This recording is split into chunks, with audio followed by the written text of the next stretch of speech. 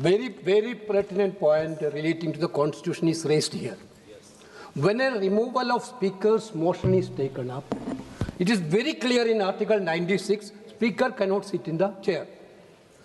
The actions of the Speaker also cannot be admitted by that point of time. You are appointed by the Speaker of the Lok Sabha. You are sitting there as the panel of chairman appointed by the Speaker of the Lok Sabha. Here, this is not our fault. Last 7 years, around 7 years, the government is not ready to appoint the Deputy Speaker itself. That is very big. Sir, 93. Sir, Article 93.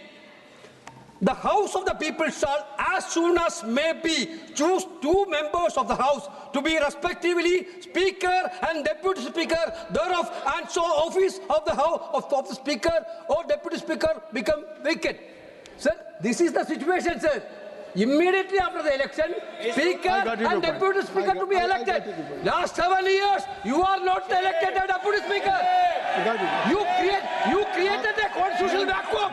You created a constitutional vacuum, sir. Sir, who will win that? This question is very clear. Article 96 is very clear. Therefore, the House has to...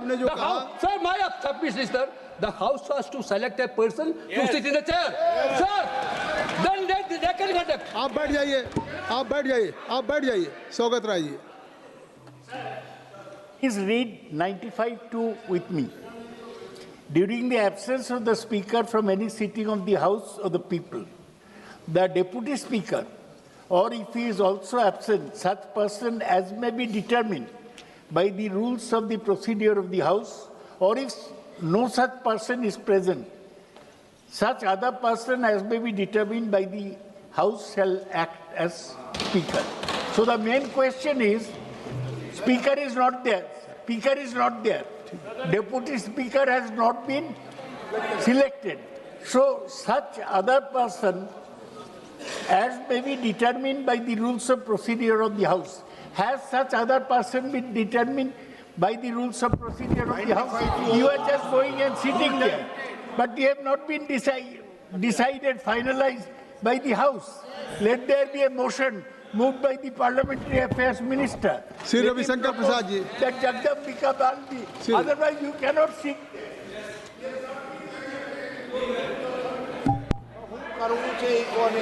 sir, बड़ी विनम्रता से मैं कहना चाहूंगा कि किसी भी अगर प्रावधान को पढ़ा जाता है तो उसको पूर्णता में पढ़ना चाहिए. मैं 95 क्लॉज 2 को फिर पढ़ना चाहता हूं.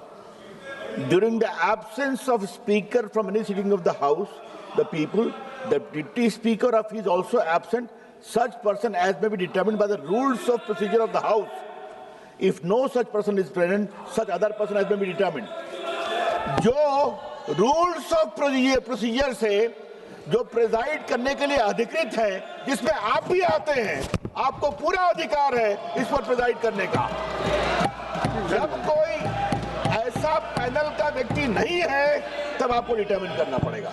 इसलिए फिर मैं कह रहा हूं, कृपा करके देखिए, और इफ नो सच पर्सन, ये है कॉमा, इसलिए जो ऑलरेडी डिटरमिन्ड है रूल 10 के अंतर्गत, जिसमें आप भी आते हैं, आपको पूरा अधिकार है. दूसरी बात मैं कहना चाहूंगा सर, मैं अपनी बात कंप्लीट कर लूं. आप आर्टिकल 96 जी को अलाउ किया नहीं. आर्टिकल 96 का क्लॉज 2 देखिए. स्पीकर के बारे में इतनी बात कही जा रही है, उसमें भी स्पीकर को अधिकार है कि वहां बैठे, बोले और वोट भी दे सकता है स्पीकर जब उसके खिलाफ कोई कार्रवाई चल रही है. हाँ, जब टाई होगा तो वोट नहीं देंगे. तो सर, मेरा आपसे आग्रह है, ये सारे ऑब्जेक्शन बेबुनियाद है, इसको रिजेक्ट करिए. वो बहस से भाग रहे हैं, यही दिक्कत है.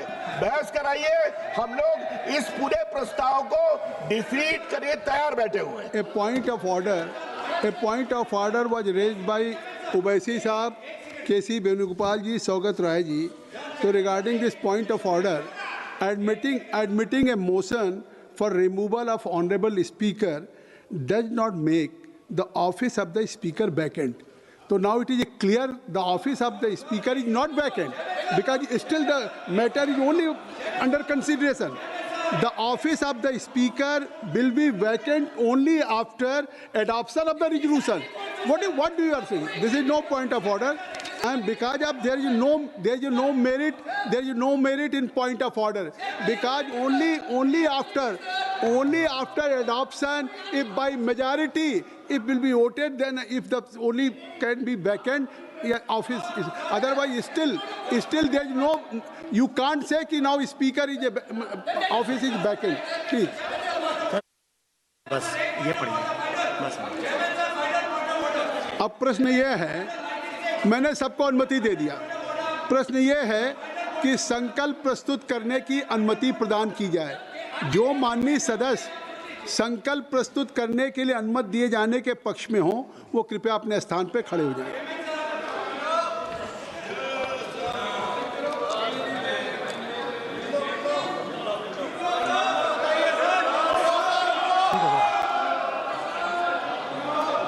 पचास से अधिक सदस्य प्रस्ताव के पक्ष में खड़े हुए हैं। नियम 201(3) के अंतर्गत संकल्प प्रस्तुत करने की अनुमति प्रदान की जाती है।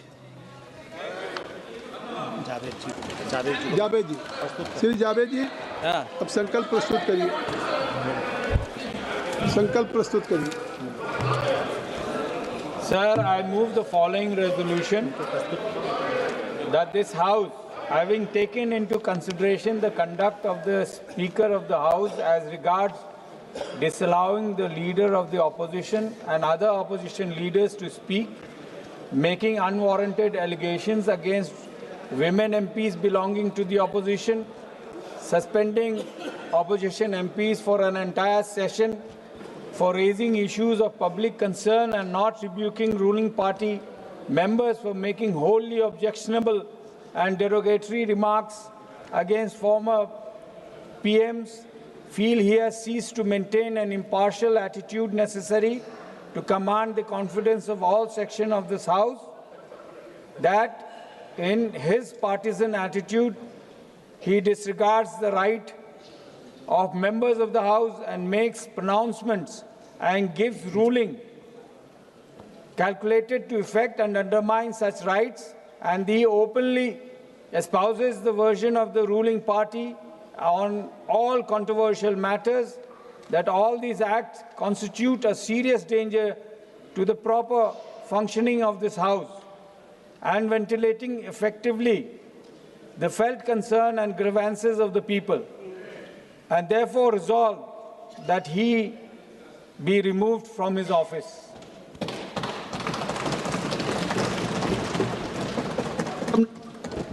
मंत्री जी, Permission, I rise to present a statement, Hindi and English versions, showing supplementary demand for grants, second batch for 25-26. नियम 377 के अंतर्गत आज जो मामले उठाने हैं उनकी अनुमति दी जा रही है। वो व्यक्तिगत रूप से 20 मिनट के भीतर मामले का अनुमोदित पाठ सभा पटल पर प्रस्तुत कर सकते हैं।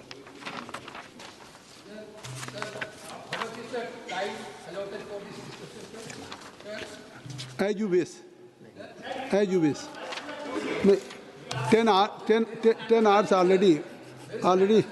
already आज इस विषय पे जिसको हमने अभी अनुमति दी है और प्रस्ताव आया है, इस पे चर्चा करने के लिए 10 घंटे का समय निर्धारित हुआ है।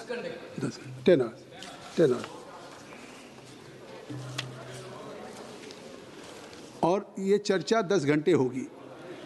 प्रस्ताव की अनुमति भी दे दी है और जैसा स्पष्ट है कि ये सदन में जो संविधान का आर्टिकल 94 है और लोकसभा की जो प्रक्रिया और कार्य संचालन नियमावली 200 है, इसके दोनों के अंतर्गत लोकसभा के अध्यक्ष के पद के हटाने का संबंधित जो संकल्प है उस पर चर्चा अब शुरू होने जा रही है। आर्टिकल 94 के अंदर अध्यक्ष को हटाने के लिए सदन में एक प्रस्ताव लाया जाता है। इसके पूर्व सूचना दी गई हो, लोकसभा के नियमों के अनुसार प्रक्रिया पालन किया जाए। और इसमें मैं कहना चाहता हूं कि जो रूल 200 है, एक मिनट आप सबको सदन के सामने, क्योंकि चर्चा शुरू होगी, इसमें rules of procedure and conduct of business in Lok Sabha है तो notice of resolution for removal of speaker or deputy speaker, a member wishing to give notice of a resolution under class C of Article 94 of the Constitution for the removal of the speaker of the deputy speaker shall do so in writing to the Secretary General first and shall furnish the full text of such resolutions on receipt of a notice under sub-rule 1.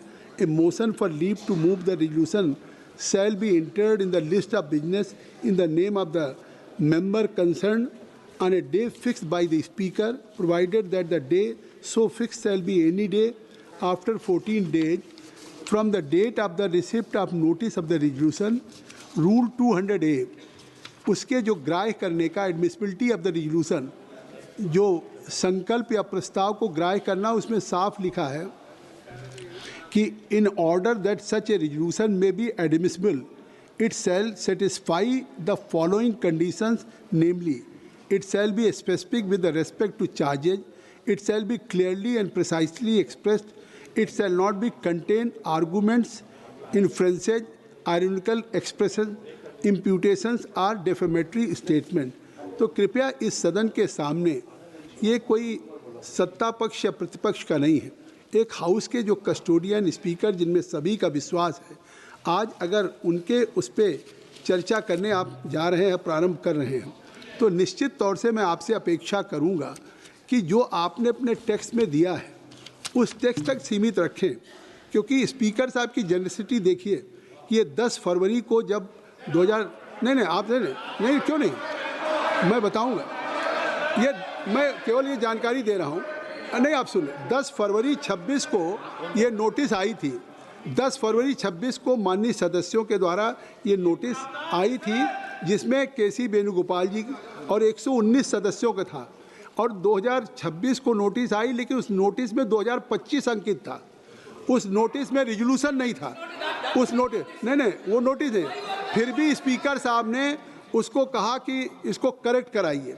और ये नहीं उसमें signature resolution पे नहीं था किसी का, जो बाद में दिया गया वो भी फोटो सिग्नेचर था जो वैलिड नहीं था। नहीं, मैं एक बात जेनरसिटी की बात कर रहा हूँ कि अगर स्पीकर साहब ने इसके बाद भी कि अगर फोटो कॉपी आपने संलग्न किया, और जो आज मूव किया है, जिन्होंने जो मूव किया है, चाहे हमारे तीनों लोगों ने, डॉक्टर मोहम्मद जावेद साहब, के सुरेश जी और डॉक्टर मल्लू रवि जी, मैं सदन को बता दूं कि ये तीनों सदस्य के दस्तखत नहीं थे, बाद में दस्तखत स्पीकर साहब ने दिया अनुमति, तो इससे साफ जो एडमिसिबल नहीं हो सकता था, जो ग्राह्य नहीं हो सकता था, सुन लीजिए, तो एक सदन में, अरे आप अपने स्पीकर की जेनरसिटी देखिए कि एडमिसिबल होने की जो ग्राह्यता होने के जो कारण है, अगर वो ग्राह्य नहीं हुआ फिर भी उन्होंने खुद अपने ऑफिस से कहा इसको करेक्ट करा लो, इस पर सिग्नेचर करा लीजिए, तो अगर उन्होंने ये अवसर दिया कि अगर आप इस पर कुछ कहना चाहते हैं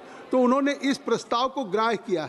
इसलिए मैं आपसे अनुरोध करूंगा कि ऐसी परिस्थितियों में आपको उन्होंने अगर ग्राह्य किया, खुद उस दिन से आज स्पीकर के चेयर पे नहीं आ रहे हैं, जबकि इसके पहले भी जब 1954 में आया, 1966 में आया, 1987 में आया, उस समय लगातार स्पीकर अपने चेयर पे काम करते रहे।